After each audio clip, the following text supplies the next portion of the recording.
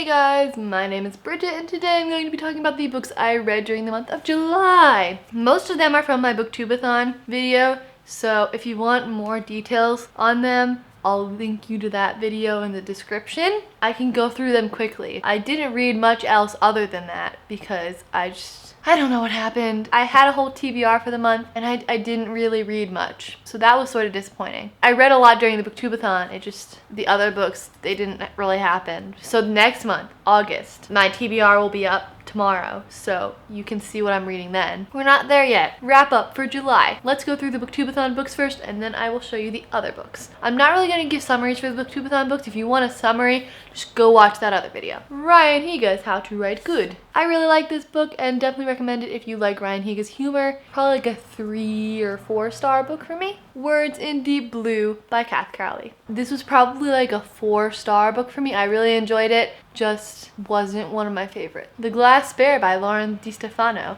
I read a little bit of this one, didn't read enough to finish and give what I thought of it. I'll read it in the future and let you know. Three Dark Crowns by Kendare Blake. I love this book so much and definitely recommend you pick it up. It's a 5-star book by me because it was great. And I also read Eliza and Her Monsters by Francesca Zappia. This book was amazing as well. 5 out of 5 stars.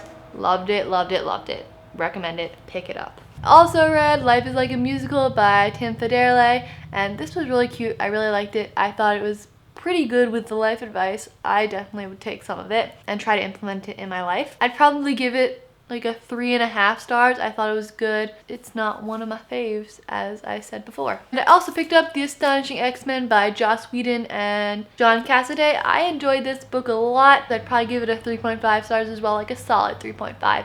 It was good. I want to read more of this series. I also picked up The One by Kiera Cass, but I don't own that, so I'm going to hold up the selection. I enjoyed it. I thought it was good. Not great.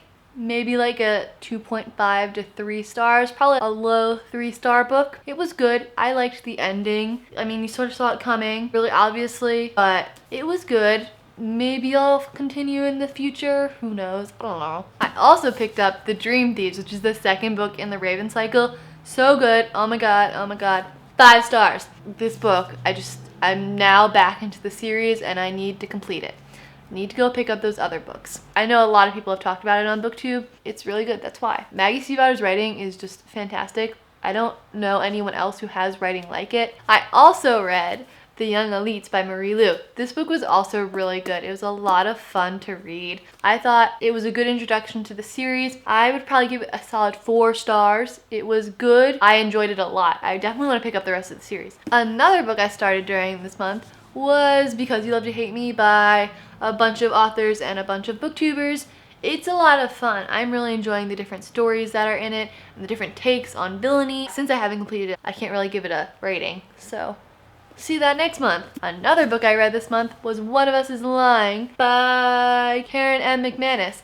I thought this book was really good. I saw some controversial reviews on Twitter about this book. I read this before the Booktubeathon started. I thought this was really good. It was a twist I didn't really see coming. I thought it was done really well.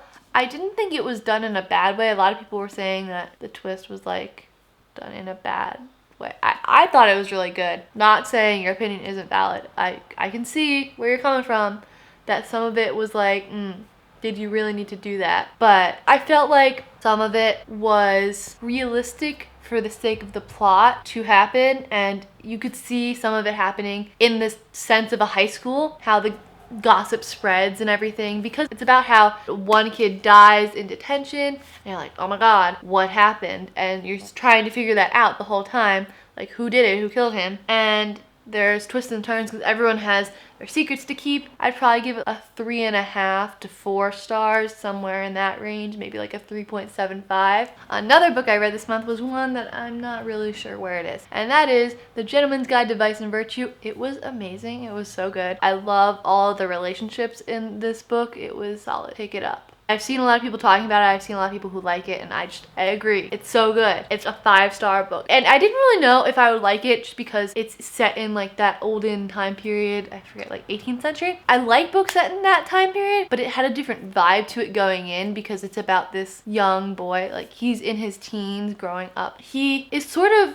oblivious to the world, but at the same time knows about the world. The way he was opened up to the world throughout the book was really good and powerful. You feel for him. You're on a learning curve. You got this. And you're really rooting for him the whole time.